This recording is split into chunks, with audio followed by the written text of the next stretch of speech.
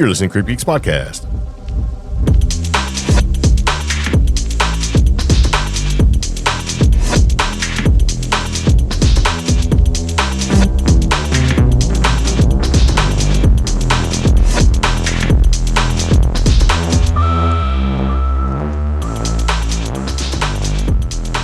Hello and welcome to CreepGeeks Podcast. I'm Greg. I'm Omi. This is Season 10, Episode 351. Spielberg UFO film, Sydney Sweeney, Kylie Jenner ghosts, China robots deployed, Cincinnati sound, and Red Wolf returns. Yeah.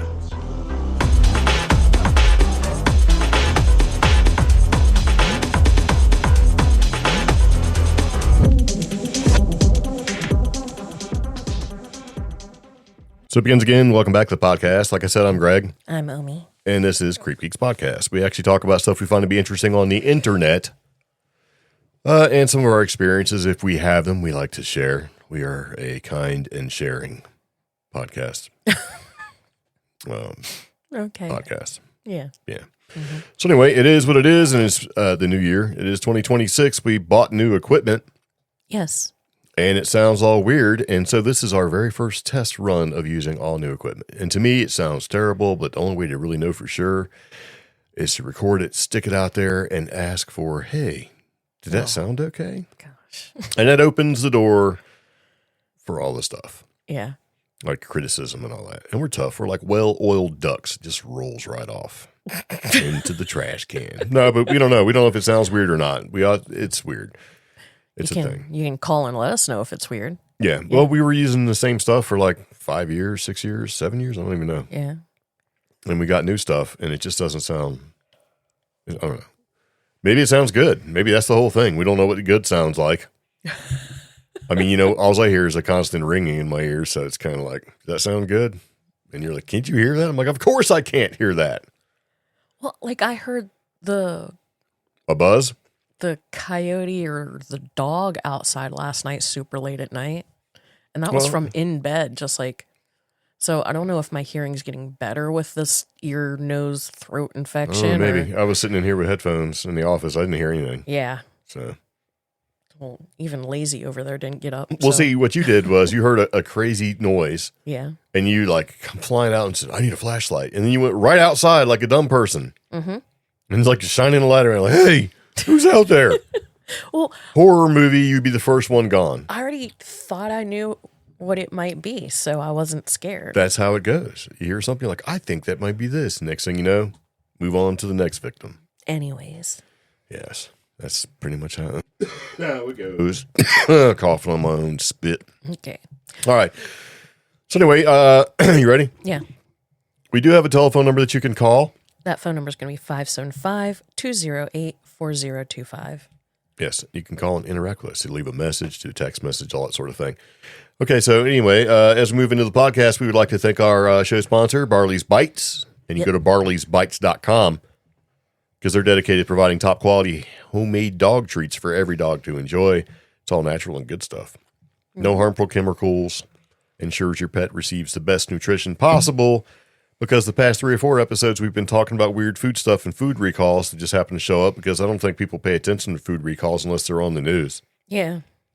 Well, you don't have to worry about those guys. Yeah, that's true. But you do have to worry about some of the stuff we're going to talk about in the podcast. I'm just saying. And this podcast is, contains no bioengineered food ingredients. We are non-GMO. Okay. We are just as fat as the country made us. All of our harmful stuff. But anyway, yeah, barleysbites.com, and you can get some good, delicious dog treats. Natural stuff. Yeah. And it's good. Dogs like them. I was going to say I've been eating them for a minute, but I don't want to tell people that. You got to sample the goods, right? The cat ate one. The mysterious cat that showed up. Oh, I seen him last night. Yeah. Or this morning. Yeah. Our camera said pet. And I'm like, what? It was just a cat. Which one did he eat? The liver one. Nice. Yeah. There you go. Dogs and cats eat it. Yeah. And podcast hosts occasionally get a little sample. What? The liver one. No, I want it. You know what? No. Why don't you Liver can go to hell. I don't like liver. Sprinkle the blueberry one on top of yogurt. No. That's just weird. Yogurt sucks anyway, and then I'm going to put a blueberry treat on top of it. It would just turn it off for me. So you got to sample stuff separately, the individual ingredients, before you place them in the whole. Okay. That's how you know they're good. All right. All right, speaking of good, we're going to move into the podcast. This is probably some good news, or may not be good news, depending on how you look at it. Mm-hmm. So evidently, I got an email that said, hey, you guys, CreepGeeks Podcast, are in the top 45 absurd podcasts.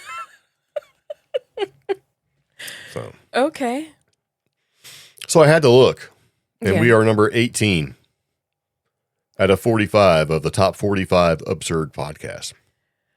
I did not realize this was a category. Well, I guess you can make anything a category, just like you can make anything a calendar holiday these days. But it's National Spaghetti Day, that would be serious business. I like that, but you also have like just made up holidays for the calendar. Wow. This list, you said we're like number 18 or whatever. Yeah.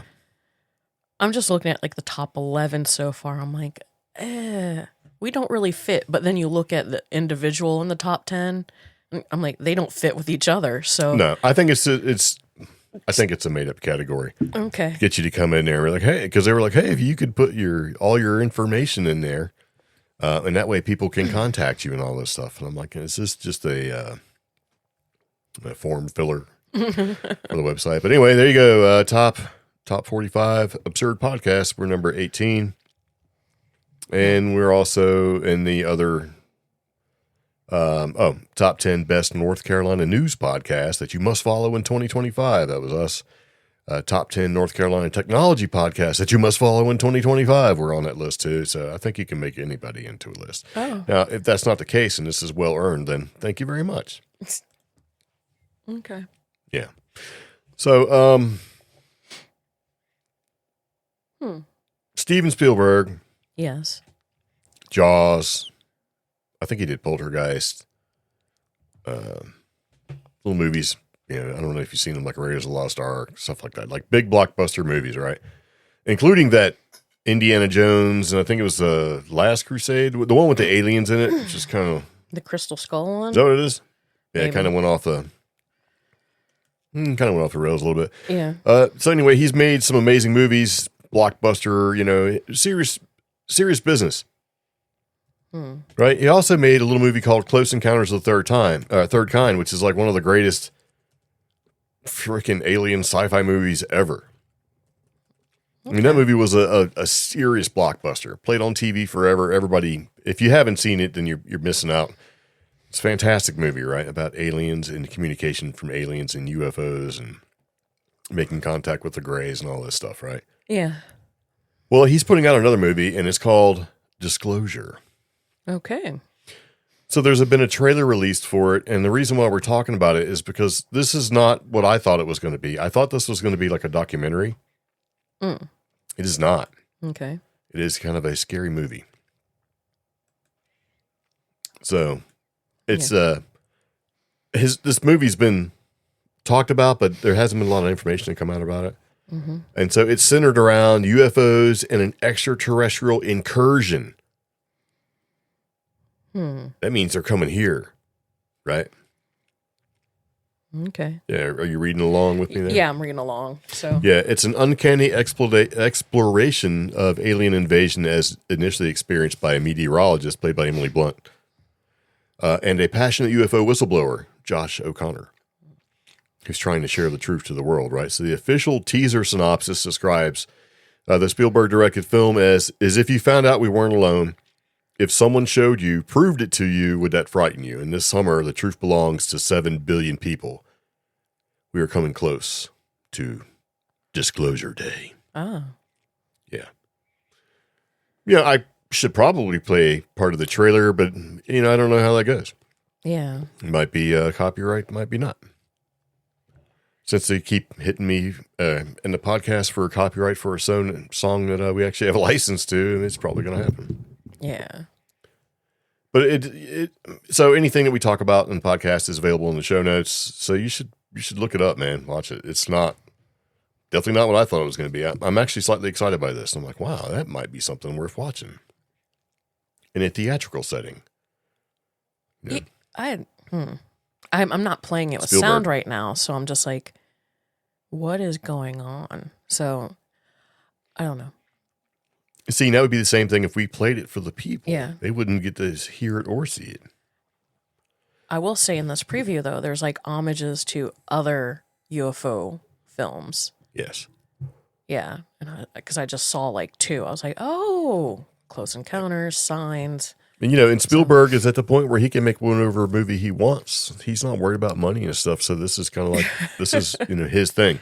Yeah. So I think one of the last movies I watched that I thought was okay was the kids making a movie and the train crashes and the alien gets out and all that stuff. But that really wasn't his movie. Yeah. It was like he produced it or whatever. Yeah. So I can't even think of the name of it. Was it 8? No. 8mm. No. That's like a... No, remember? Serial Because there was like 2 movies that were accidentally named the same thing. Is it 8mm? Yeah, movie. Because one's like a Train Psycho Kids. Psycho killer. Super 8. Super 8. There we go. J.J. Abrams and Steven Spielberg. Yeah. That's why there was a lot of lens flare. Yeah. That's what he's known for. It's like, so. Anyway, we're just giving you a heads up. You might want to check it out. I think it's going to be pretty good because it basically says we're terrified. This is like a horror movie type thing. This is not just a, oh, look at the pretty E.T. alien type stuff because he did E.T. as well. As long as, I think I'll enjoy this movie as long as I look at it through, I'm watching a horror movie, not watching a Documentary? Alien movie. Oh. Yeah. What about an alien horror murder death kill movie? Nope. I think you'd like it. Your serial killer stuff. Would you stop? And the neighbors never knew that he was eating people in his basement. Over 32 and a half people were found, that kind of thing. It's the half that 32 and 5/8. Yeah, 32 and 5/8. People found gnawed upon, right? Yeah. So moving back into some news, robots, man, are starting to show up. And evidently, is it Isaac Asimov's robot rules? About do no harm and all that stuff. Robots can't kill people and all that jazz. Asimov's 3 rules. Yeah, well, they don't exist in China and places like that. So that's the thing about these rules. They're not universal. 3 laws of 3 laws of robot. 3 robot laws. Whatever it is, man, nobody's paying attention to it. Nobody cares. That's what makes AI and robots pretty scary. Combine them together and you get all sorts of bad stuff. Well, evidently, China has entered the U.S. market with 3 humanoids and a dog model. So now you can start buying them from here. Top quality Chinese made robots. And if you click on the link that we have, it basically takes you to where, there's like a whole room full of these things, kind of like Will Smith's movie that he did, and just standing there and he's trying to find the one sentient robot. And it's just rows and rows. Yeah. I think that movie was called iRobot. This kind of looks the same. It's like, oh, this is kind of sketchy, right? So, evidently you can buy some robots now, and these are the humanoid kind. They're like black and white. You can get like all black, white and black. And so they have a portfolio. And so you can get 3 humanoid types and 1 robot dog model. Oh. Which is a quadruped. Okay. And so this is a Chinese robot manufacturer, AGI Bot, or a Guy Bot.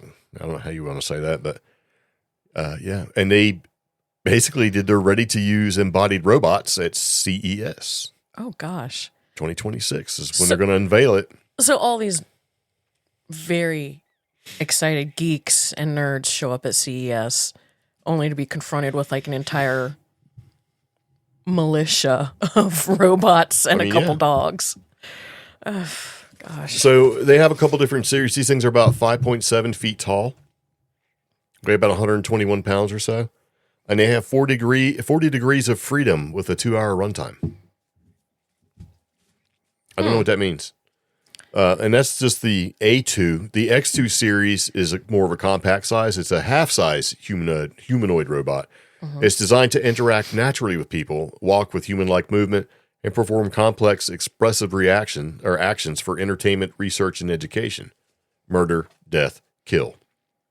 Stop. That's the way I read this. I know I don't look at the sunny side of things when it comes to, AI and all. I've seen enough movies, and I know how stupid the human race is. Oh, it'll be fine. It's fine. We're playing by the rules, but if nobody else is playing by the rules, you know what happens? Murder, death. So guilt. technically, Asimov's 3 laws of robotics, and then amended to Asimov's 4 laws of robotics in 1985-86, aren't true. They were a plot device and technically fiction. However, many original tech people considered them a good ethical guideline. Unfortunately, with the creation and development of AI, there's no ethical guidelines. Yeah. The logical, ethical codes have to be programmed in by the creators of whatever large language model. And they don't care. They're not going to. And whatever robotics person. So technically, you can't even apply some of this.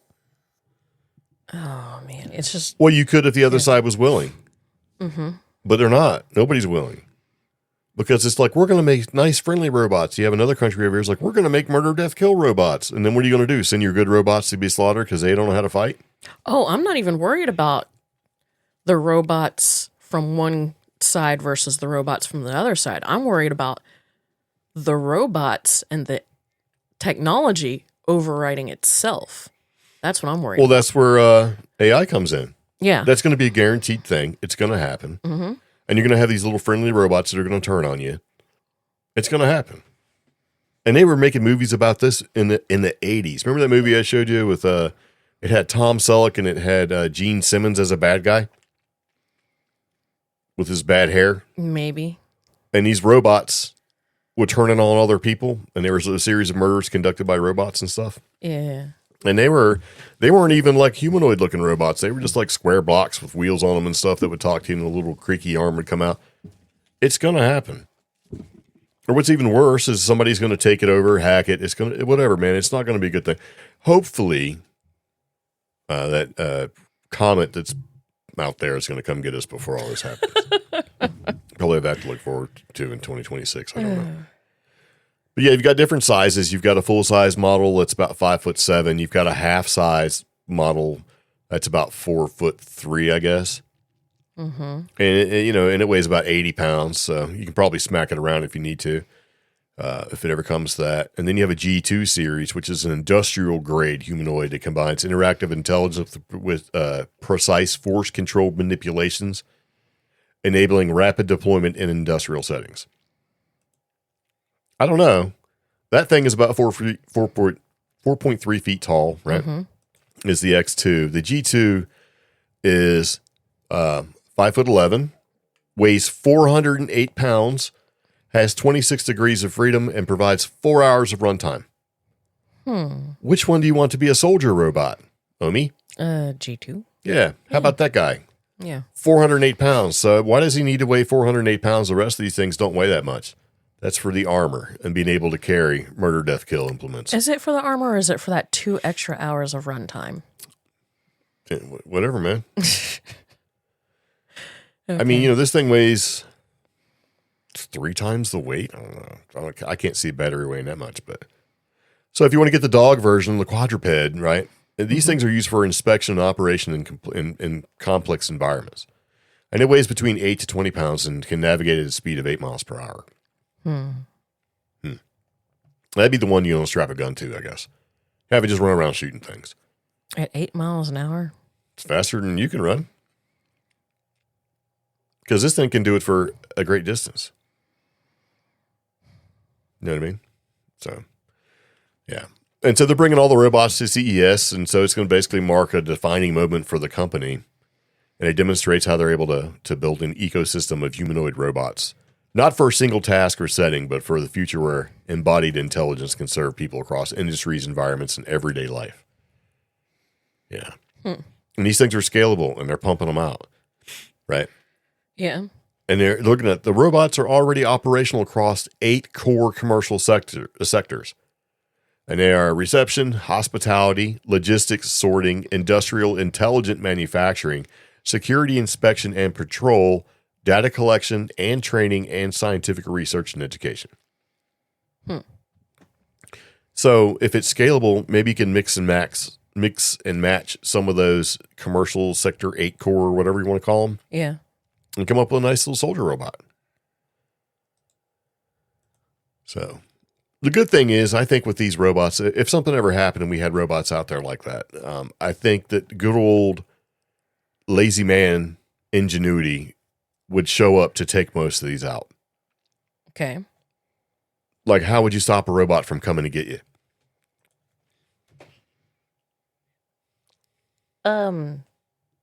Make it unable to find me. No, we got to go old school, man. I'm going to throw a net over it so it can't articulate and move around. Stab it with a trident or something like that. Okay. Maybe make some quicksand. Maybe do the old school, throw some bananas in front of it so it slips and falls. Maybe throw some oil on its face so it can't see or anything like that, right? Maybe throw something sticky in the gear so it can't move around. Oh, gosh. You know, maybe dump some dirt on it. I mean, who knows, right? I'm sure there's going to be some lazy ways to take these things out. You know, maybe camouflage a pit so it falls in it. I mean, you know, there's ways. Maybe hit it with a big rock or several rocks. Who knows? Maybe exercise the human amendment rights and blast that thing. Who knows? We'll see. And so that kind of dogtails into this other entry here. It's like, so China's showing up, right? They got all these robots free to buy. Probably get one off Temu or Wish. I will be honest, if they said we got a quadruped robot for about $1,200 on Temu or AliExpress, I might have to look into that. Well, see if we can get it to go get the mail or something. Because they're, presenting these guys at CES 2026, I decided to go look, and I'm already looking at all the things being shown and for sale at this year's CES 2026. What, did it say how much the robots were? No, it doesn't. Not on this article. But it did tell me that the technology from Total Recall for the nails that change colors, those are finally available to women. Nice. And the technology starts at $95. Which is not bad. How does that work? Is it just the paint? It's called the eye polish, and it is smart artificial nails. So it doesn't come with a charger or whatever, that's extra, but they're saving the planet by not including the charger. What's in the box? Actually saves them tons and tons of money. I'm not watching this video. Yeah, don't watch the video. Yeah. It's probably that's how it starts. Okay. I think it does come with a cable. So I would hope so. Yeah. Yeah. Well, there you go. That almost rounds out the geek section of Creep Geek podcast, right? Yeah. But we do have to say one thing. So China has actually deployed robots to patrol border crossings as embodied AI goes public. So they're already doing it. They got a little quadruped looking at there, just standing there doing its thing. Yeah. Yeah. I don't know, man. I don't know. Yeah. So an article by International Business Times sounds legit, right? Probably is. I don't know. Yeah. China deploys robots to patrol border crossings. Yeah. And so they're going to deploy humanoid robots to assist officials in border patrol duties.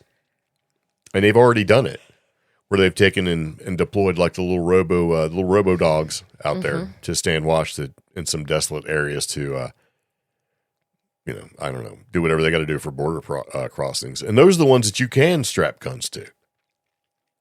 And these things do have guns. So if they see something and they determine that it's not supposed to be there, guess what it's going to do? It's going to shoot it, and it's not going to care at all because it's a machine. Okay. Yeah. So at the border crossing, the robots will be assisting border officials in guiding passenger queues, directing vehicles, and answering questions for travelers. That's the nice side of it. Some robot units will be patrolling corridors and waiting areas and, things like blocked exits and stuff like that. And they're going to monitor crowd patterns to alert human officials in case an intervention is needed. And the missing paragraph is, and then they will intervene if they need to. Yeah. Oh, my. And so they'll take some of the other robots and they're supposed to be working within like cargo lanes and support logistic teams and do things like container identification, confirming seals and relaying status and stuff like that. See, and I was reading some of where they'll be deployed, and I'm thinking, you know what, this makes sense for China since China is so large. And I'm thinking like the Siberian border or something, or like that big giant area up north where it's just inhospitable for some people. No, I looked it up. This Fang-Chengyang border, it's like the equivalent would be like Tennessee in the United States. Yeah. You know, that's not remote. Well, you know, they me, can you know, control the border to keep people out. Yeah. And they can also turn around and keep people in. But you're in China. Yeah. So what border are you trying to patrol in China? If you're all China. Like, who do they not want coming in? So, Vietnam. So, yeah, okay. the border crossing in Guangxi, a coastal region near Vietnam. Yeah. Blocking exits as well as monitoring crowd patterns to alert human officials in case an intervention is needed. Yeah, I think I said that. Yeah. What kind of intervention, though? Yeah. I don't know. The whole thing sounds like a prelude to, getting some training in and some programming done and some real world type experiences to be able to do things like crowd control. That's just crowd submission. Yeah, things like that. Yeah. They get this good and done, and maybe they can deploy them in North Korea. North Korea would like some robots to be able to take out South Korea, which is not going to happen. Oh, gosh. They're still using technology from the 50s, 60s, and 80s, whereas South Korea, I mean, they are about as close to the West as you can be in military technology, I'm sure. And plus, we're there. And we have all sorts of military technologies. It seemed to be so far proven pretty well. We're not proving it. We just sell it to other countries or give it to them, and they're proving it. Yeah. They take some of our stuff, especially, going into somewhere like Venezuela, going there and take care of business in like not even an hour. That's something. So I guess you probably don't want to mess with the U.S. It's okay. So speaking of New Jersey. Great segue. Yeah. So New Jersey is poised to establish nation's first state-funded UAP research center. And why that's pretty important is because remember New Jersey had a whole bunch of drone sightings and stuff. Yeah. And it was crazy. They were as big as SUVs whizzing around. People were like, what is it? What is it doing? And it was a big thing and no words was coming out. And then all of a sudden, with DARPA and everything else saying, hey, we need drones and drone technology and UAP technology, right? And it was a company that said, we did it. Yeah. It was us guys. Now what are they doing?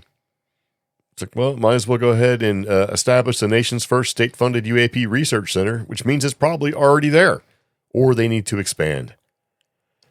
So that's kind of nice. Yeah. I mean, why not, right? They say first of its kind legislation would create a center for the study of I can't even talk today, unidentified aerial phenomena. So you take the scariness and the negative, you turn it into a positive. And that's what they're going to do. So there's a couple Senate bills. You got Senate Bill 4432, and there's a companion bill that goes with the Assembly bill, right? It's 5712. Yeah. And when that passed, and it did, and it went through the budget, Senate budget, and Appropriations Committee and all that stuff, and there's money has been earmarked, right? Yeah. $3.5 million across two distinct programs, and they're going to establish an air traffic controller, loan redemption program, and some other stuff, and student forgiveness. There's a whole list of stuff that's in here, including, hey, we need to come up with some kind of research study. Yeah. Participate in the federal UAS collegiate training initiative supporting establishment of a center for the study of unidentified aerial phenomena, facilitating aviation administration degree programs, and encouraging participation in the FAA's Air Traffic Collegiate Training Initiatives program. So, if you read this hard enough, or read between the lines, does that mean we'll soon have people getting degrees in UAPs? Something. Okay. Maybe they need people to track drones. Well, we all know, I don't know if you all know, we've talked about this in the past where along the shoreline they've been building and installing small little radar sites for detection and things like that, like for different types of threats and threat detections. Well, you're going to have a bunch of operators eventually. Remember we argued about it, you're like, why do we need that sort of thing? It's like, well, because we need it.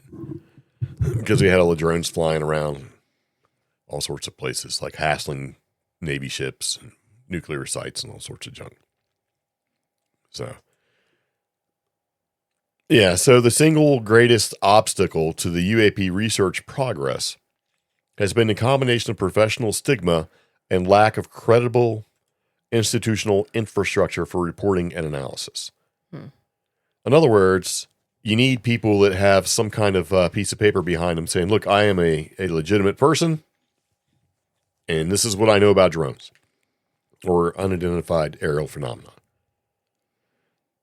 Kind of like if you compare to the paranormal community and cryptid community and stuff like that, where is your pedigree? Where is your official documentation that says, I am legit, and here's what I know, right? Because anybody can do this. Anybody can be a paranormal researcher. Anybody can be a cryptid researcher. Anybody can. All you got to do is go out in the woods once or twice or investigate a ghost and call yourself a researcher. Yeah. Because you can't call yourself an enthusiast because that sounds weird. Yeah, I'm a paranormal enthusiast. And you can't even call yourself a ghost hunter or a Bigfoot hunter because that sounds cheesy too. Yeah. So if you go, yeah, I'm an unidentified aerial phenomena researcher kind of guy, people are like, yeah, whatever, man. Being like, no, I'm an air traffic controller. I'm this, I'm that. I'm trained in seeking these things out. You know what I mean? It sounds more legit, right? Gives it more credibility. So the stigma is gone. Yeah. And, there's a stigma in cryptozoology and paranormal stuff, all that, right? There's a stigma. And you can usually tell by the people's hair. If they got crazy hair, there's only like one person who can pull off the crazy hair on purpose that has some sort of legitimateness to him. Yeah. Everybody else just looks weird. Paranormal hair don't care, right? It's like, you sell me some insurance. You know what I mean? You're a car salesman. What's going on here? You got the crazy hair. Like, hey, everybody's got that sort of weird Charlie Day look when he's all gesticulating next to the whiteboard with all the scribble stuff all over it. So I get why they're doing it. But it also makes sense for New Jersey to actually do it since they had all that stuff going on, and evidently there's a big drone place there. The fact that it's state funded, the first thing I thought about was how, I guess it happened in October, the PARI Institute here in North Carolina went up for sale for $30 million. Yeah. Why can't the state just buy it? Because it's a former NASA facility. Yeah, but it's a NASA facility from like the 60s and stuff where the technology was to be able to track rockets and stuff like that. And it's sort of outdated. I mean, it's a good. Well, why would they want to buy it? That would be, I don't know. I just think it would be a cool place. It would just lose money. Okay. Because the upkeep of a facility like that. Yeah. And all the underground stuff, that takes government money to be able to do that sort of thing. That's why it's so cheap. Yeah. I mean, think about it. $30 million is nice. You've got the top side, you got buildings and satellite dishes and all the cool looking stuff, but then it goes underground. Yeah. I mean, come on. $30 million is nothing. It probably costs, who knows, 50, 60 million, maybe $60 million a year just to keep it up and running. Especially if you're trying to do stuff. And you got heavy duty equipment there. I mean, imagine trying to upgrade all that. You're like, well, let me get this big giant satellite dish off the top of the mountain. You know how that's going to go. Yeah. And actually, we have a patron who knows about this stuff. So, talked to him before about it. Yeah. John, if you're listening. So, the dog came over to say hello and scared me real bad because he came up underneath the table. He's like, hey, man. He probably hears something. So, yeah. And also reporting without federal classification. Now they can accept and process reports that don't involve classified information in military operations, which creates a pathway for civilian pilots, commercial aviation personnel, and general public to report observations. Yeah. So we'll see. I think a lot of this, is beginning to get to the point where a lot of the technology that's been unidentified and super crazy and all that stuff is going to start to come out in the public. Yeah. So... And then you'll see all these patents and stuff that have been filed in the past start to make money for the companies that file them. So, part of the government, military industrial complex or something. I don't know. So, who knows? We'll see. Now, you should talk about this since you slipped this in here. This is a little Disney action. Yeah. It showed up in my feed because I'm always looking at weird Florida news. But this one just slipped in because I remember reading about some of this in October, and the fact that it's just now hitting the news cycle, but nobody's really talking about it, really bothers me. And this is Disney World hit with tragedy as a 6th death is reported in months. Now, it's not just a 6th death of unfortunate circumstances, but also since earlier this year, or the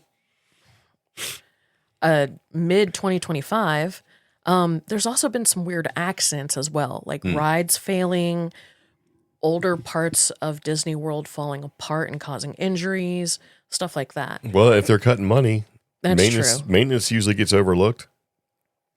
Yeah. Now, this 6th death was possibly a suicide. And it was...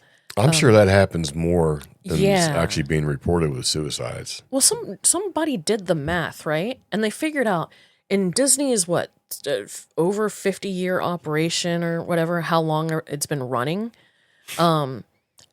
They did it per square mile versus years versus averages. And on average, Disney should only have, because this is statistics, 1 to 1.3 deaths per year. Yeah. Well, this is 6 deaths since October. It seems like Yeah. all at the same place or spread throughout? Spread throughout the Disney properties in Florida. So, Oh, that's just in Florida? yes, this is just in Florida. Wow. Yeah. This last one, a man was found dead in a garage at the resort area, the Disney Springs resort area. All right. Well, I don't know if I'd even count that one. Yeah. Now, let's see. Over the span of a month between mid-October and mid-November, 5 deaths were reported at the resort. Where was the last one? October 14th, a hardcore Disney adult fan died by suicide. And you have to look up her details to find it out, but it's like really tragic. But she basically disappeared on her family who live in Illinois, and they couldn't find her for 2 or 3 days. And then they got just some sort of mysterious notification. And then within 3 days, she was unfortunately no longer alive. Wow. On October 21st, a man in his 60s was pronounced dead after suffering a medical episode, but allegedly that may have been self-induced. If you look at other articles, on October 23rd, Matthew Cohn, 28, died by suicide. A woman in her 40s was pronounced dead on a resort property on November 2nd, and 6 days later, a person found down at the Saratoga Springs section of the resort died. No. Yeah. And then the damages and injuries I was talking about, a prop boulder careened off course and hurtled towards the audience during the popular Indiana Jones Epic Stunt Spectacular show at Disney Florida Studios. And there's dramatic footage shared across social media. Yeah, I watched the video that said the big ball that rolls down. Yeah. Kind of like in the movie where it rolls over Indy, right?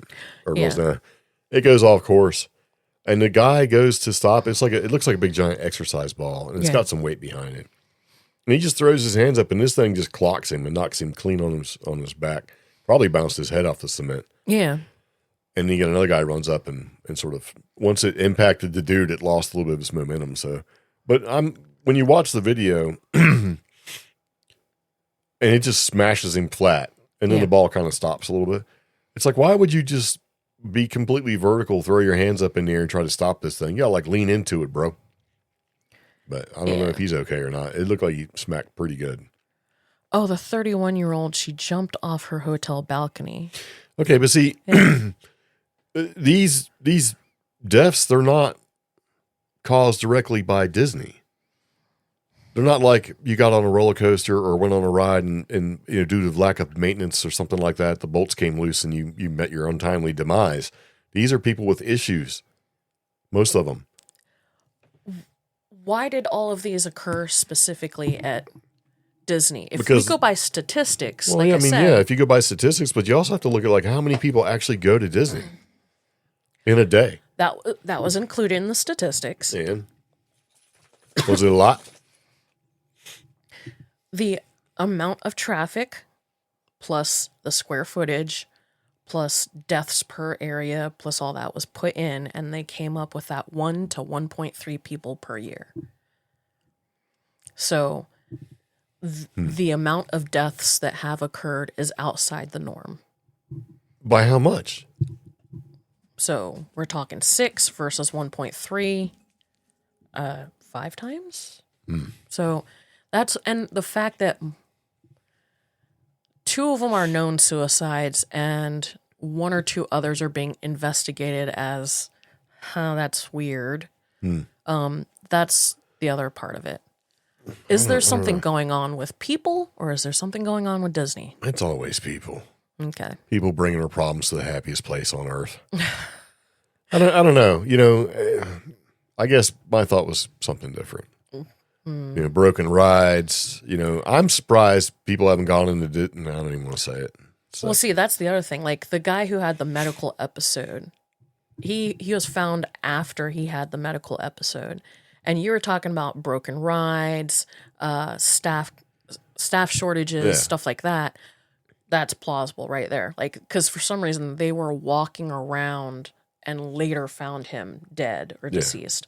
So that's like, and I remember as a kid, I went to Disney World one time, and you could not turn around without bumping into a staff member, you know? Yeah. So well, maybe there's less staff. Yeah. So I don't know. It does seem kind of weird. Yeah. I mean, there's some weird stuff that I'm well, maybe 2026 will be better. Hopefully. Or it probably won't. Yeah. Probably won't. So Khloe Kardashian has revealed that Kylie Jenner, her sister, has a ghost in her LA mansion. And what's funny about that, or not funny, I don't know how to, it depends how you look at it, I guess. So Kylie Jenner is evidently trying to sell her $48 million mansion. And Khloe Kardashian just basically said, it's got a ghost in it. So, I mean, you know, you're like, oh no, nobody's going to buy my $48 million mansion because there's a ghost. I guess it's like, if you have problems like that, I can't sell my mansion for $48 million because you told people there's a ghost, right?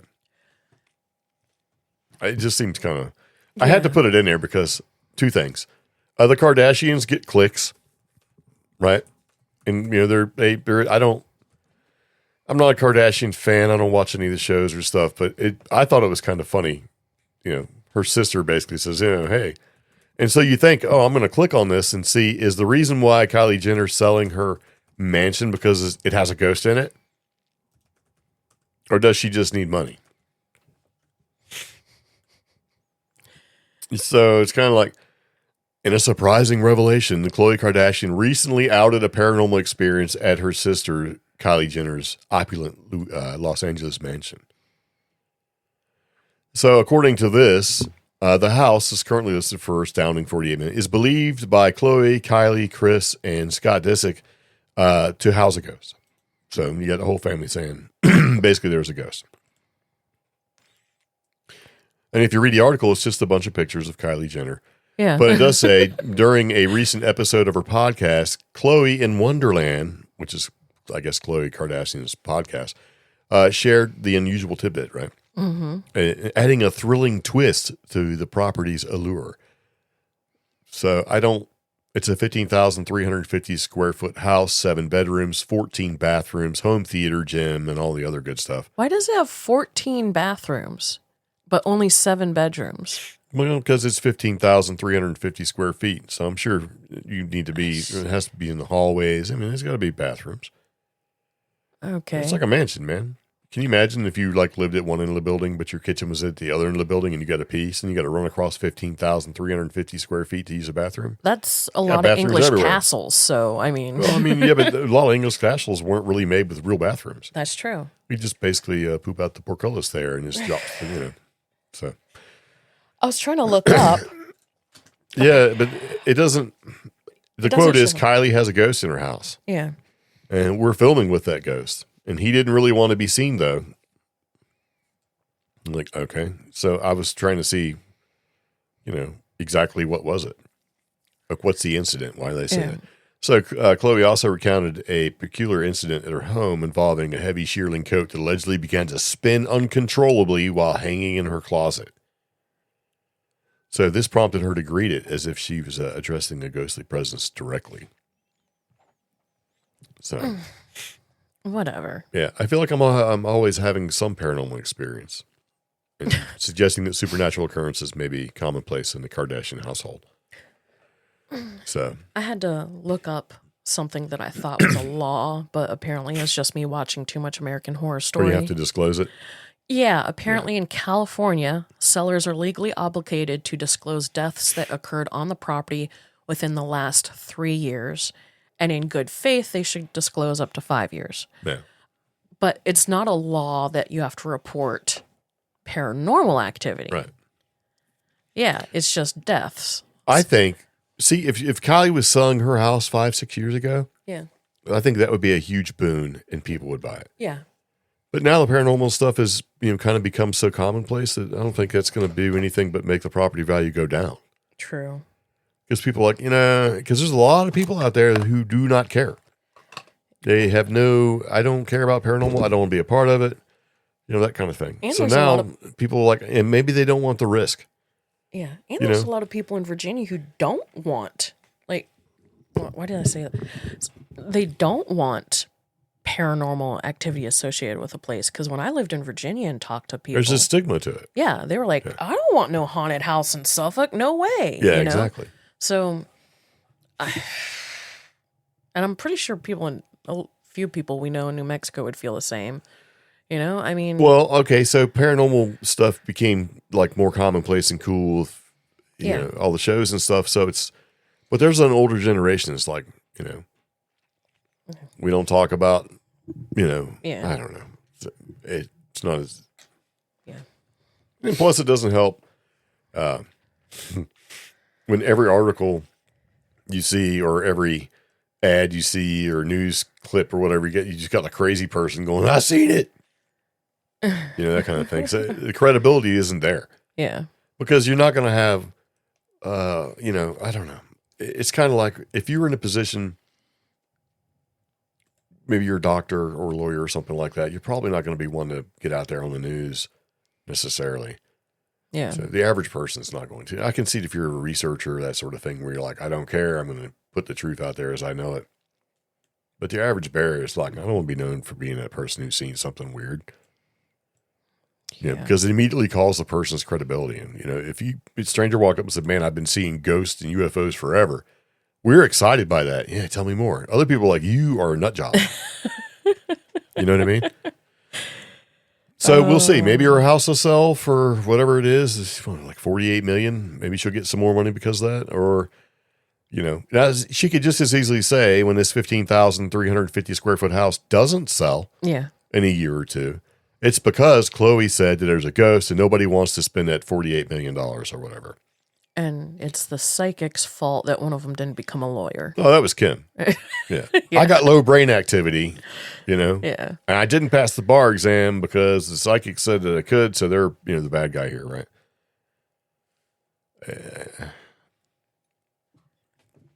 So, yeah. Thought I'd put that in there because I was looking for stuff. Like, give me some details. And there's not.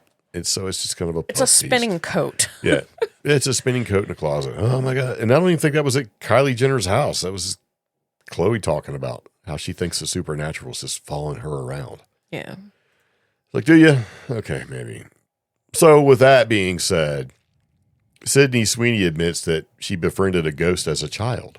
Okay. Yeah, and it creeped my mom out. See, it used to be like, oh yeah. Kids can have imaginary friends all the time. Nah, I don't think so. I think there's something to it. Because we've seen enough paranormal movies and stuff like that where the kids like talking to, Mr. Widgets or whatever. I mean, hey, look at Stranger Things. The imaginary friend in Stranger Things is kidnapping the kids and taking them to the upside down. So, yeah, so she's got opening up about her spooky childhood memory and giving major Casper the Friendly Ghost vibes. Okay. So during a recent interview with W Magazine, she recalls befriending an imaginary friend growing up, one that completely freaked out her mom. And according to Sweeney, the childhood companion may have actually been the spirit of someone who died years before. I think I've seen a ghost when I was little. I used to have an imaginary friend, and he'd be on the playground at preschool, and I would tell my mom about him. It turns out that he was someone who passed away before I was born, and it creeped my mom out. Okay. To me, that's more legitimate than, you got a ghost at your house because my coat was spinning around in the closet. It's like, okay. To me, that's interesting. I think the next part's more interesting, which is that the 28-year-old actress claims she also grew up having vivid dreams that she could control while she was asleep. I could lie there and orchestrate all the dreams that I wanted to have that night, she revealed. When asked if she remembers her dreams, Sweeney said, "Recently, no. I don't even know if I'm dreaming anymore in the last year or two. I haven't really been able to dream." That's stress. Yeah, that is stress. That's stress. But that's basically lucid dreaming. Yeah. And I can relate because, like, I had that capacity when I was younger as well. And then as I became more grown up and more stressed out, it became harder to do that and harder to remember my dreams. Yes. So, yeah, I mean, that's, I don't know. I think that's more interesting. Well, we grow out of all the stuff that, Yeah. and it just kind of goes away. Yeah. And you're like, man, I used to be mystical AF. Now I'm like, I just want 5 hours of sleep. And you're like, let me check my REM patterns. It's like, wow, your REM sleep is lacking, bro. Yeah. So, yeah. There's a lot of things that scare me, but it doesn't stop me. And she says, usually if something scares me, then I'm going to do it. Case in point, fear of heights. I jumped out of a plane and went skydiving. Right. Yeah. Okay. I mean, there's something to be said to be confronting fears. Yeah. Yeah. I think I don't know. You can get a little hurt. She's like, I have a scar next to my eye. When I was 10, I was wakeboarding and tried to do a 360, but the tip of the board came up and hit her in the face. Got like 17 stitches. Tore MCL dirt bike riding. Yeah, stuff like that. So, then I have a keloid scar. I got bitten in Australia while filming a movie, right? And I don't even know what bit me. Turned out to be this crazy crater then scarred. I can relate to that. I've been bit by a spider, made some weird, crazy thing. They recently cut that off. Yeah. And it bled for like 3 days. That was great. And he took this like hot spoon. Like, let me cauterize this for you right quick. Would you stop?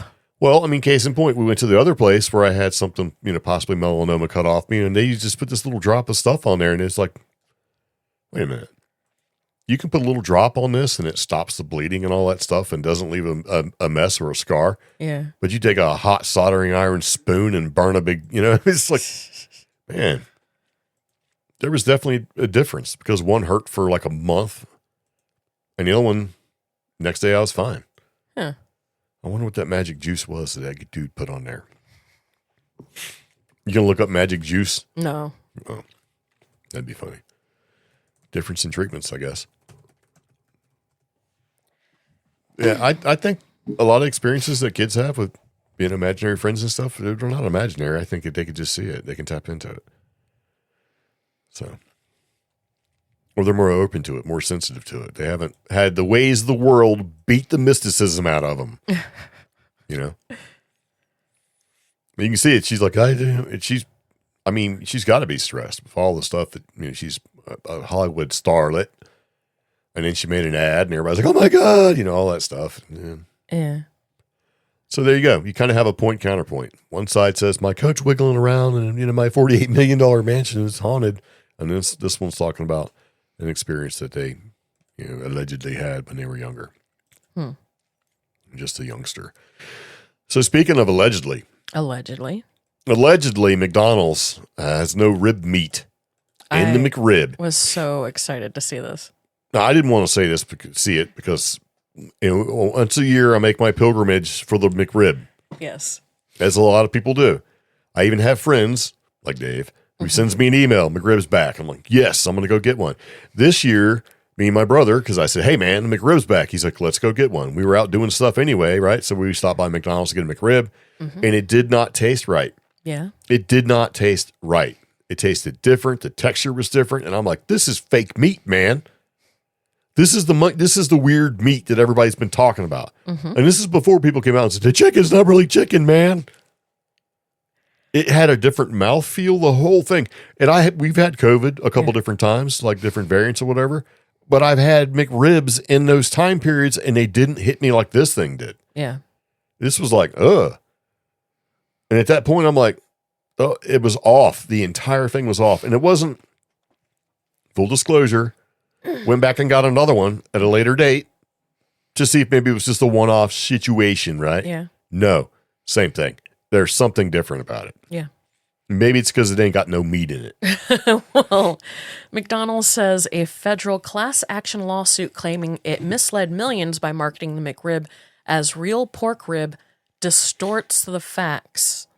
The 45-page complaint filed on December 23rd in the U.S. District Court for the Northern District of Illinois by Peter Lee, a bunch of people, takes issue with the product's name and presentation, notably the term McRib and its rib-shaped patty, which they say would lead a reasonable consumer to believe the sandwich includes real rib meat when there is none.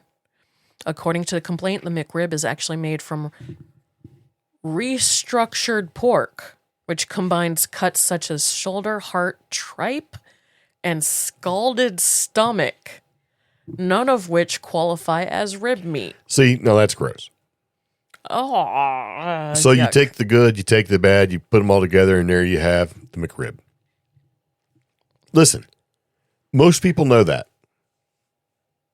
Most people know it's like the bologna of barbecue sandwiches, right? Okay. It's a pork patty. If they would have said pork patty or whatever. But see, back in the olden days, the McRib had like rib meat. Yeah.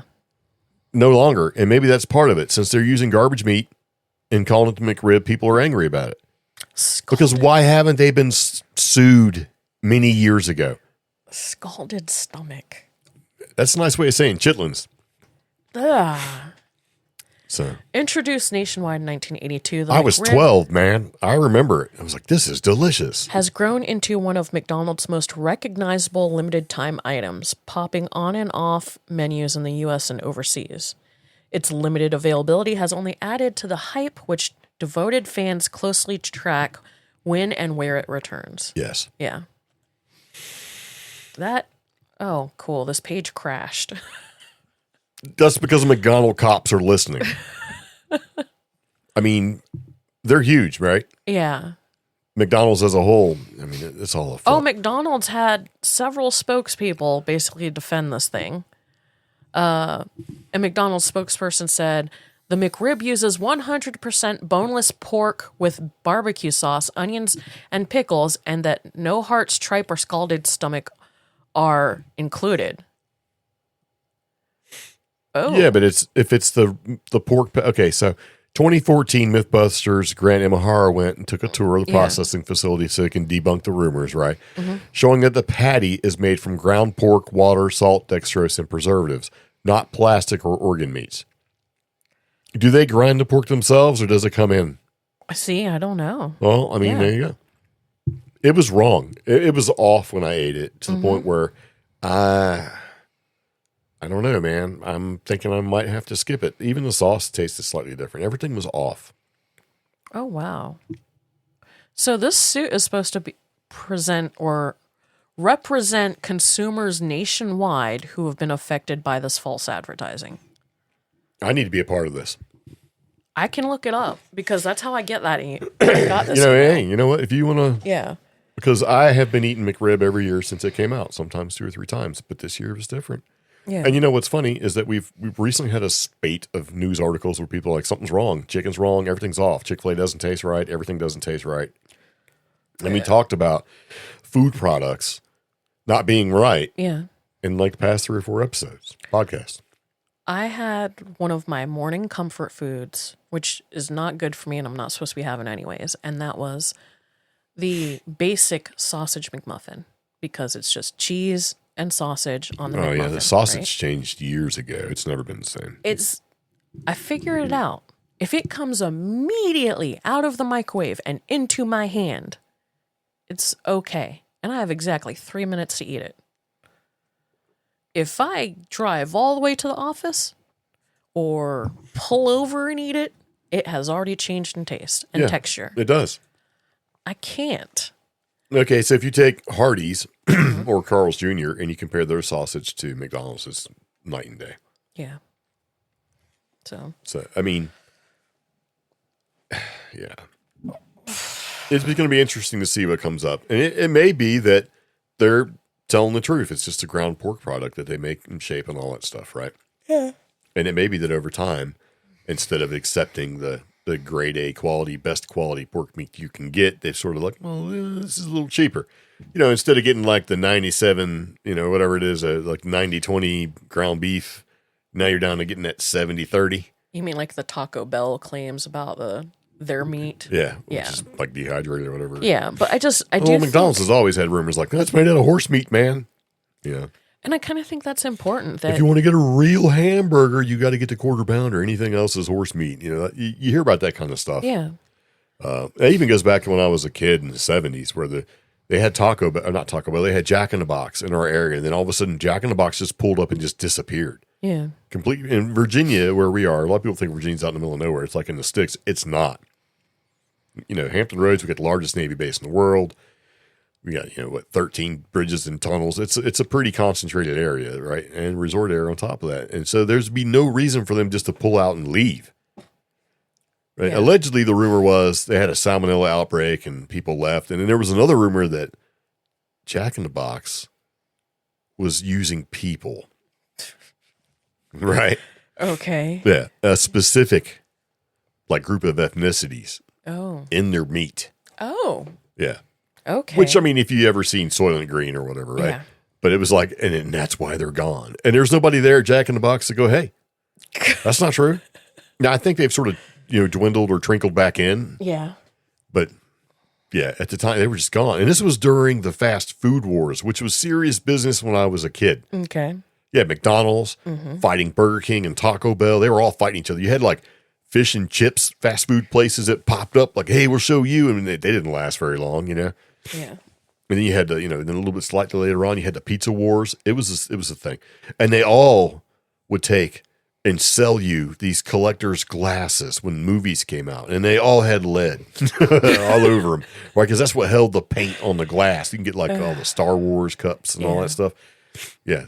Good old lead-based paint, which makes a difference because you can find one of these cups from the 70s. It still looks perfectly brand new. They tried to bring them back in the later on, I guess, without lead, and it looked like trash. They didn't even hold up in the dishwasher. Oh, I found a what was it?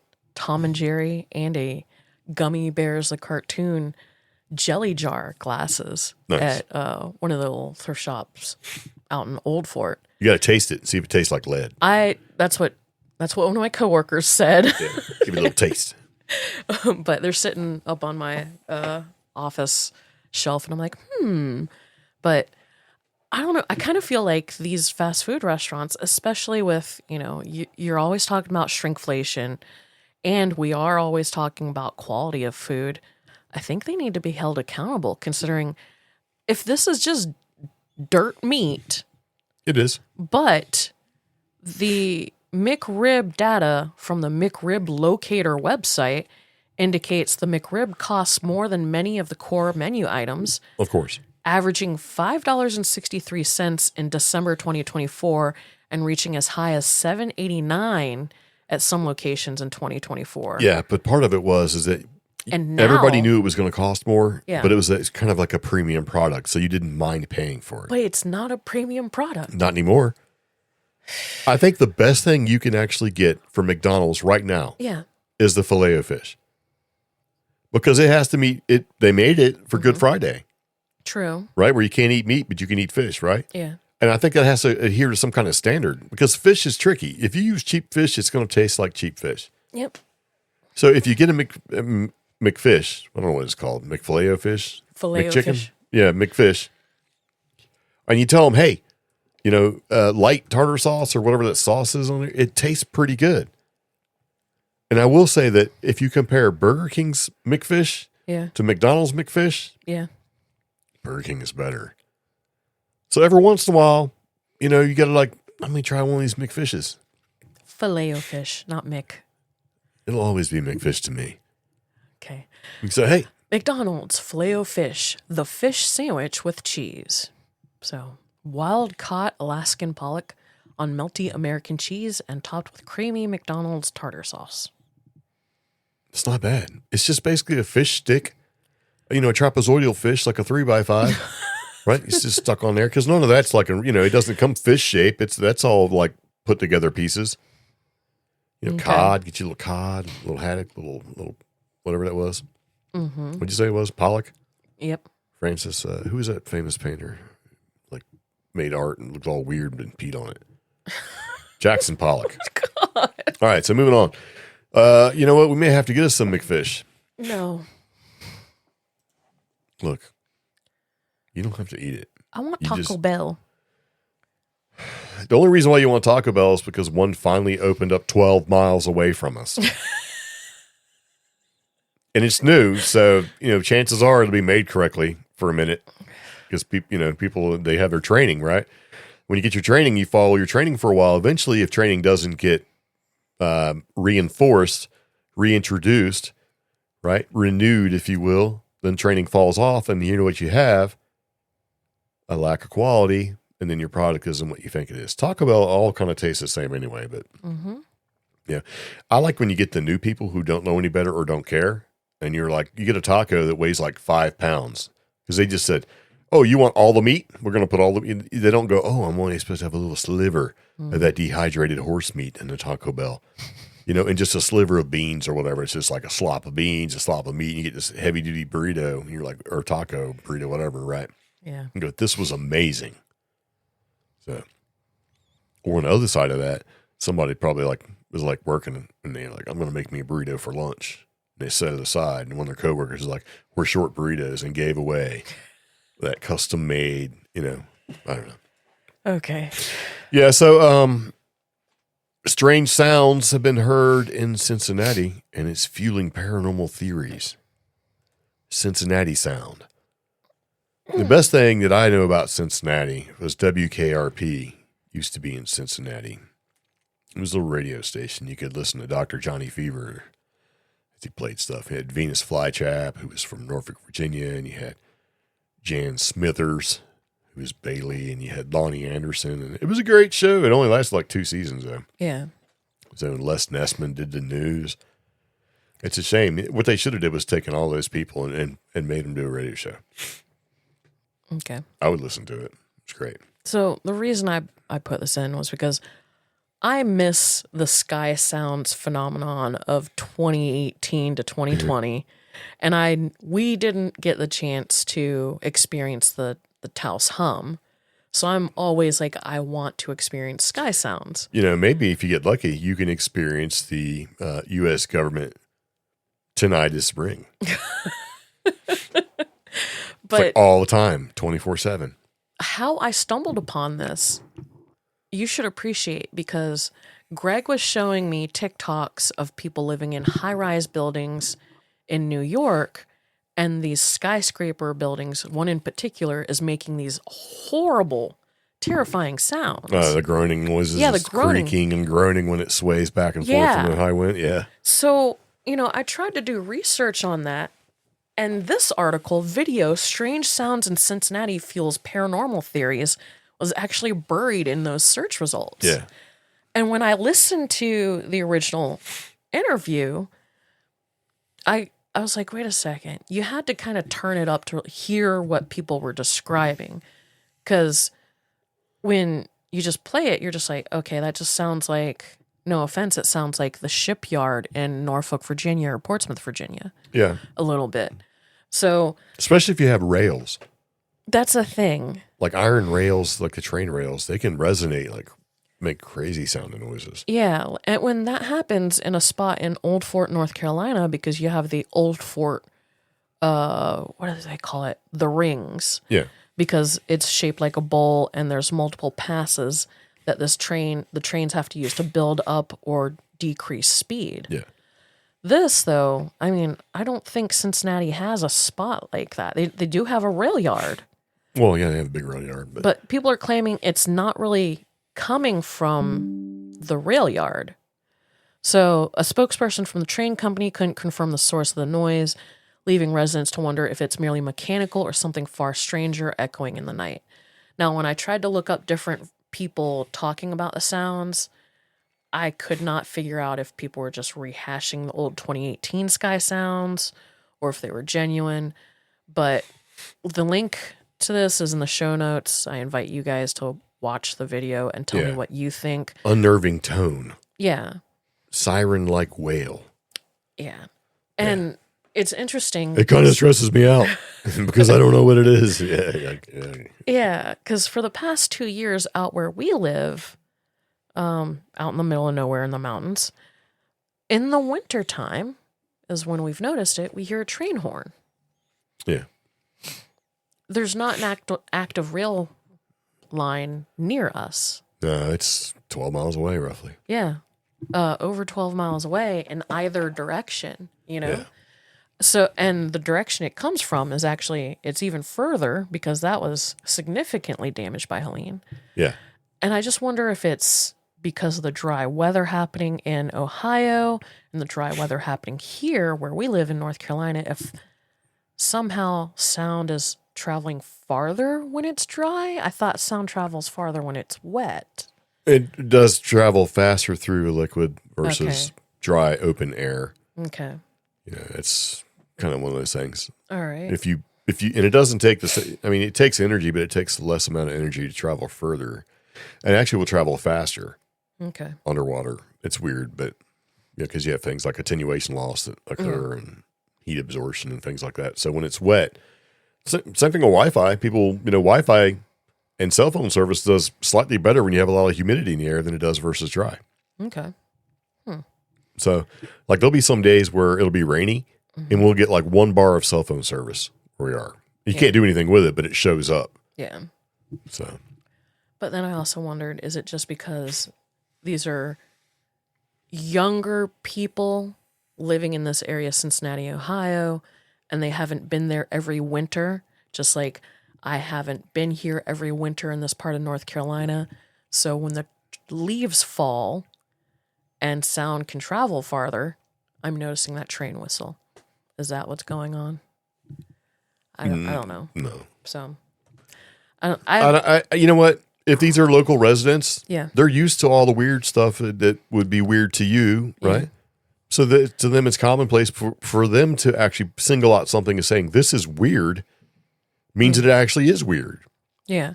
But see, that's... Because they get used to all the, like, noise, right? Because that, it baffles residents, but then the one quote they got, it kind of stresses me out because I don't know what it is. It's kind of scary. One young neighbor, so I'm wondering young as in... But if he grew up there, if just let's say he's young, okay, but he lived there for 5 years, he's used to all the sirens and noise and all that stuff. It's part of the ambient, right? But something weird shows up. Now, we can easily look at it and go, well, you're just hearing this. Just like, oh, yeah, somebody from New York trying to classify what somebody sees in West Virginia or even North Carolina. They've never been here. They don't know. Or I would believe a farmer who says this is not normal versus some scientist in New York who says, oh, that's what this is. Yeah, you can armchair it all day long. But the farmer guy who's lived on that land for 100 years, right? Yeah. He knows what's out of the ordinary and what's not. So I would trust him. So I don't know. So here we go. Let's see what we got left. We have a couple different things left that we're going to talk about. 2 more things, and we're going to go ahead and wrap up the podcast. This is the cryptozoologist year of the year 2025. Yeah. And this is something that I think we've mentioned it once before when Seth Breedlove won something.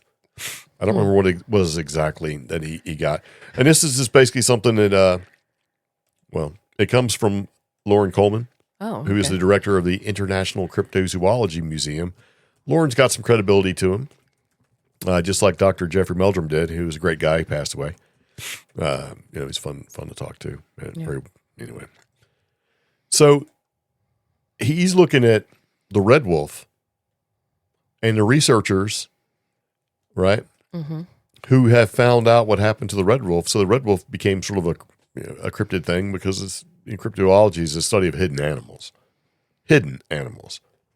Not necessarily like mystical animals and stuff, and animals that are hidden. And red wolf kind of went away. I think it was like in 1980 or something like that. They just sort of disappeared, and they said, oh, they're extinct.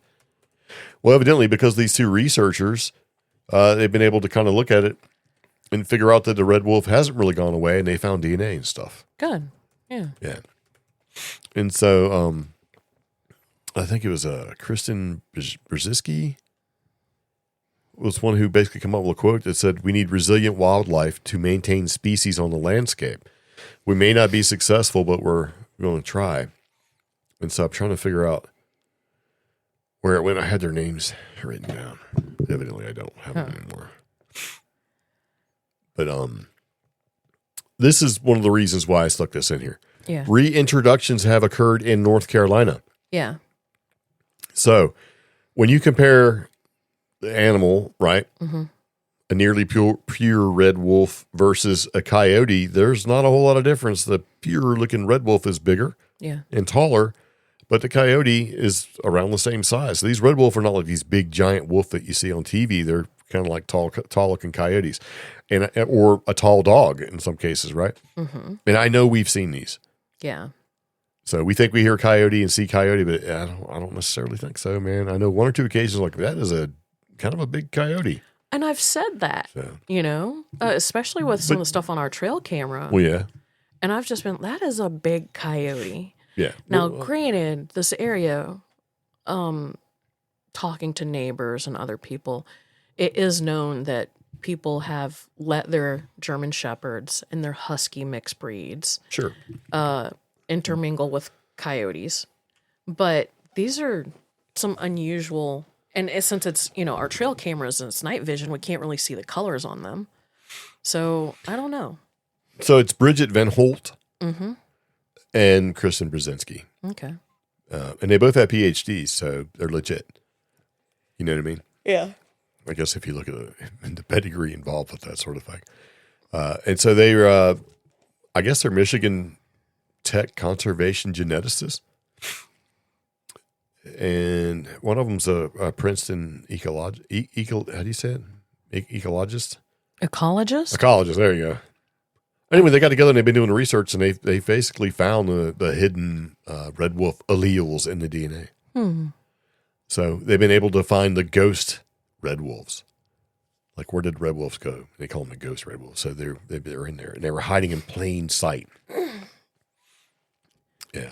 I think it was. So that's kind of cool. They actually brought an possibly extinct, back to life. So, which is important because, I think it was last spring, Outside Magazine had done this big article, and we ended up featuring it at my work because one of the most prolific purebred red wolves in North Carolina was unfortunately struck and killed by a car. Yeah, or should look both ways. They think it was actually a repair vehicle post-Helene, which is kind of sad. Okay, so he got hit by a truck. Yeah. Well, I mean, because he's been responsible for, I think, the most recent 7 successful generations of red wolves in a particular area. So it's kind of sad. Yeah, I guess when they were looking at him in Texas, and they said that they were coming across a population of strange canids in Texas, right? And from a distance, the canids, and this is in Galveston Island, Texas, they look almost like coyotes prowling around the beach at night and all that stuff, right? But when you get closer, that's when the oddities appear. And their bodies are slightly out of proportion, overly long legs, unusually broad heads, and sharp-pointed snouts, right? And then their fur has that reddish hue. That's where they get the whole red from, with white patches on their muzzles. Yeah. So they're not conventional coyotes. So that's what they're saying. They carry that ghostly legacy, which is the DNA from red wolves. Yeah. And they say, the red wolves went extinct in 1980. So that's a long time ago. Yeah. I mean, I think it's kind of cool if they come back. You're like, oh, but it's probably a menace wherever you live. I don't, it's one of those things where people want them back, but until you really have them. Like when they reintroduced the wolves to, was it Yellowstone? Yeah. In places like that. And people are like, this is great. And farmers and ranchers are like, no, it's not. It's terrible. We need to be able to kind of control the population with these things. Yeah. And they were like, well, they'll never leave the park. And they have certainly left the park. Oh. So you go. If you see a pointed-nosed, tall coyote with red fur, it's probably a red wolf. And we're in North Carolina, and we've seen them. And so that means that they're everywhere else probably will be everywhere else along the Appalachian Mountain chain, which goes, from Maine all the way down to into Florida? In the top part of Florida? So that's a pretty easy pass, man, for these animals to go. Yeah. So it ain't like it's hard. That's like when we left to move to New Mexico, they were like, oh, coyotes aren't here. And it's like on the way there, we didn't even leave the state. There was counted like 9 dead coyotes in North Carolina. I was like, well, I think that's not true. So, but yeah, I thought that was pretty neat. Yeah, they talk about like direwolf stories and stuff like that, but those 2 ladies have figured out the red wolf. That's pretty slick. So, yeah. Now, posthumously, they talk about Jeff Meldrum. So, yeah, he's PhD anthropologist, author, and he was legit. He had the science and degrees to back it up, and he also was in a field of study that made sense for looking at things like, the Sasquatch prints and feet prints and, the tracks and stuff like that, So I thought it was pretty neat. Put him in there. Bigfoot scholar. So, and then also you had Steven Strufert, who was co-founder and owner of Bigfoot Books. So, so you got 2 Bigfoot scholars that, they mentioned in this, on this website. Yeah. So, which is pretty cool. Oh, Lord. And just in case you want to go there and you check out his website, cryptozoonews.com comes up as not being secure. Yeah. So that means it's time to update your stuff on the back end there, Lauren. So, maybe update your security. It's pretty easy to do. A lot of times it's just a matter of clicking the thing and it just automatic. I don't know who makes it a website. So he probably does. Huh. Yeah. So I think we'll go ahead and round it out with the something to do if you're in Pennsylvania. So Pennsylvania Park is going to start to celebrate Bigfoot. So they're going to take a park. Yeah. And put a Bigfoot statue in there. Because we talk about places that honor or try to, let's just say what it really is, capitalize on something unusual for you to go. Yeah. Right? I mean, there's places that's what they do. Bigfoot on everything, Bigfoot hunting permits, Bigfoot's t-shirts and stickers, and protected wildlife is, Bigfoot's added in there. Bigfoot's the animal of whatever town, that sort of thing, right? Mm-hmm. Because it brings people in. Yeah. And so this Pennsylvania community has braced Bigfoot, and they've doubled down on its devotion to the creature with a planned park basically bearing its name. So this is the town of Daryborough, and this article was from Ten Banal, off of Coast to Coast. So they received a $30,000 state grant to transform a vacant downtown lot into an accessible public space for community events, pedestrian activity, and local tourism. It's actually pretty nice looking. Yeah, central to the park will be an 8-foot-tall Bigfoot statue that was commissioned by the community in 2024 after the town named the legendary creature its official cryptid as part of a larger effort to celebrate the region's history of Sasquatch sightings. Construction and location appropriately named Bigfoot Hardscape Park will begin sometime this spring with a ribbon cutting likely later this year. And I am going to speak from experience in my current professional role. That's really cheap. Yeah. 30 grand. 30. I'm sitting here like, I need some phone numbers. Well, they probably had a ton of volunteers. Mm-hmm. And if this picture is where it actually is, it may be a rendering though. Yeah, that's true. I mean, you've got some grass, you've got some park benches and stuff like that, a lot of brick pavers, nice stonework, and then the statue. I mean, the statue alone, it's 8 foot tall. I mean, the statue alone by an artist could be more than that, $15,000, $20,000. But So I have heard a quote triple this $29,000. Yeah, I would not pay that for a similar space. Yeah, I mean, it could be done. They could have got donations. I mean, who knows? But yeah, maybe they already had it in mind. Who knows, man? I mean, this has to be $29,000 in addition to an existing streetscape project, because there's no way. I'm just off my high horse on local tourism. That's a great deal, though. Yeah, I mean, honestly, we could do something like that for that much money, but when you get permits involved and everything else, there has to be a lot of time and donation and things like that. I wouldn't be surprised to see a little plaque with all the sponsors. Oh, yeah. I expect every one of those little pavers to have some little, donated by the Smith family. Yeah. Or the local I mean, if they would have put it up and we would have seen it, if it was like, hey, you buy a brick for $250 or whatever, we'd have had CreepGeeks Podcast there. Oh, yeah. Yeah. Might even went to Dairy just to see it, just to make sure we got our money's worth. I'm like, I'm going to go out there and look for my brick. Yeah. So I thought that was pretty neat. So get your official cryptid t-shirt or whatever. Going to move into it. So anyway, there you go. Yeah. All right. So I think we're going to go ahead and wrap up the podcast. Okay. Let's see if I get hit for copyright for this music, even though I have a license for all this.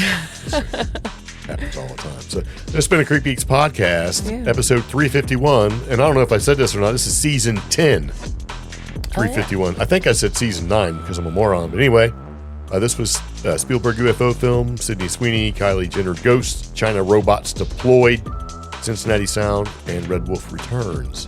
So we do appreciate you taking the time to listen. And you can interact with us on all sorts of social media places. Yes, CreepGeeks Facebook group. And I think we're on TikTok and Instagram as well. Yes. So, yeah. Pretty much. So anyway, there you go. If you have any questions, comments, concerns, please let us know. If the podcast sounded okay in your first 3 minutes of listening, that's great. You can drop us a line if you'd like. We'd appreciate that. If it sounded pretty terrible, I probably already know, but you can tell us anyway. So anyway, see you later. Take it easy. Bye-bye. Bye.